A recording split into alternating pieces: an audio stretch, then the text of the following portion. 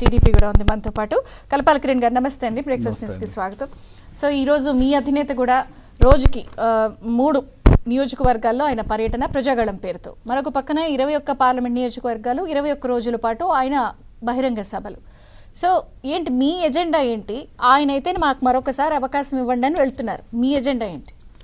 ముందుగా ఏబిఎన్ ప్రేక్షకులకు అలానే ప్యానెల్లో ఉన్న సభ్యులందరికీ నమస్కారం అండి. ఈ రోజున అంటే ఒక విశ్వసనీయత, ఒక క్రెడిబిలిటీ ప్లస్ ప్రిజనరీ ప్లస్ ఒక అవినీతి మధ్య జరుగుతున్న యుద్ధం అండి. ఇక్కడ చంద్రబాబు నాయుడు గారికి జగన్మోహన్ రెడ్డికి నక్కికి నాగలోకానికి ఉన్న వ్యత్యాసం ఉంది. ఇద్దరిలోనూ ఏ రకమైన పోలికలు లేవు. ఈయనేమో అభివృద్ధి సంక్షేమం ఈయనంటే, ఈయన అవినీతి దోచుకోవటం జగన్మోహన్ రెడ్డి నైజం.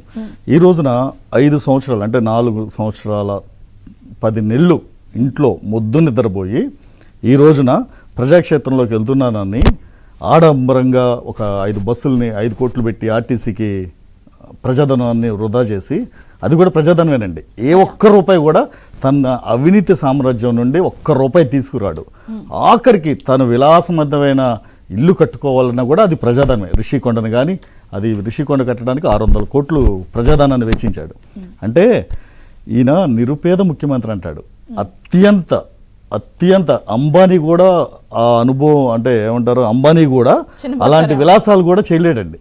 అలాంటి జనాలను మోసం చేస్తూ ప్రజాక్షేత్రంలోకి ఓటు అడగడానికి ఈరోజు జగన్మోహన్ రెడ్డి బయలుదేరాడు. కనీసం ఎన్నికలకి వెళ్ళే ముందైనా సరే ప్రజలకి నేను ఈ 4.5 ఏళ్ళు ఇది చేశాను ఒక మీడియా ముందుకి. ఎందుకంటే మీరు అభివృద్ధి చెందిన దేశాలు చూస్తే అమెరికా కానివ్వండి, కెనడా కానివ్వండి, లండన్ ఇలా బ్రిటన్ ఇలాంటివి కూడా ప్రజలకి ఒక మెసేజ్ సందేశం ఇస్తారండి. ఏంటి ఇది పరిస్థితి, ఈ 5 ఏళ్ళు ఇలా జరిగింది, నెక్స్ట్ రాబోయే 4 ఏళ్ళు 5 ఏళ్ళు మేము ఇలా చేస్తామని చెప్తారు. అసలు కనీసం మీడియాకి మొహం చూపించిన ముఖ్యమంత్రి ఉన్నాడంటే జగన్మోహన్ రెడ్డినండి.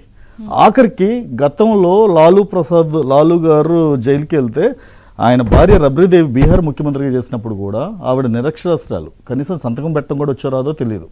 ఆవిడ కూడా మీడియా ముందుకు వచ్చి సో ఎందుకంటే బ్యూరోక్రాట్స్ చేసేది, ఐఏఎస్లు ఐపీఎస్లు పాలించేది జగన్మోహన్ రెడ్డి పాలనలో. కనీసం ఒక రివ్యూ మీటింగ్ ఉండదు, ఒక ఆఫీసర్లతో సమీక్షలు ఉండవు, ఏముండవు, ఏమీ లేకుండా ఈ రోజున ప్రజాక్షేత్రంలోకి వెళ్తున్నాను, బటన్ నొక్కుతున్నాను, మాట తిప్పును మడమ తిప్పునని నువ్వు ప్రజల్ని ఎన్ని రకాలుగా మాయ చేసి మభ్యపెట్టినా ఈసారి జగన్మోహన్ రెడ్డిని నమ్మే పరిస్థితులు లేరండి. కానీ ఇప్పుడు నేను నొక్కుతున్నాను నేరుగా మీకు నాకే అని మాట్లాడతారు ఆయన సభకి వెళ్ళినప్పుడు. ఇప్పుడు మరి పక్కన ఎమ్మెల్యేనో ఎంపీనో పెట్టుకుని మళ్ళీ ప్రచారం చేయాలి, అసలు పరిస్థితి ఎలా ఉండదు?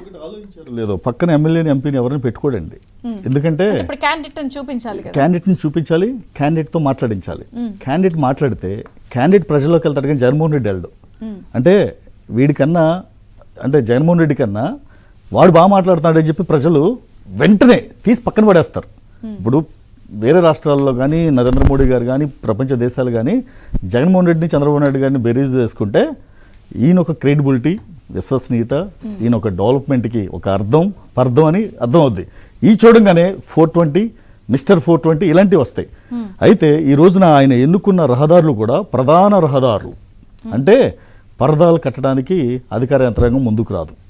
పరదాలు కట్టడానికి ఆయన అనుచరులు కానీ ఆయన ముఖ్య నాయకులు కానీ ఎవడో బయటకు రాడు. వాళ్ళ నాయకులకి దోచుకోవడం తప్ప మన ముఖ్యమంత్రి వస్తున్నాడు కదా, అభ్యర్థి వస్తున్నాడు కదా, ముఖ్యమంత్రి కాదు ఇప్పుడు ముఖ్యమంత్రి అభ్యర్థి వస్తున్నాడు కదా, కనీసం మనం దోచుకున్న దాంట్లో కొద్దిగా ఖర్చు పెడదామని కూడా ఉండదండి. ఎందుకంటే ఈయనకే రాష్ట్ర ప్రజలకి లక్షల కోట్లు దోచుకుని ₹1 బయట పెట్టినాడు, వాళ్ళేం పెడతారు? సో 5 కోట్ల ప్రజాధనాన్ని పెట్టుకుని ఆయన ఏసీ బస్సులో, అంటే ఒక ముఖ్యమంత్రి కనీసం ప్రజల్లోకి వెళ్ళాలి అంటే 2 గంటలు బయట పర్యటించలేని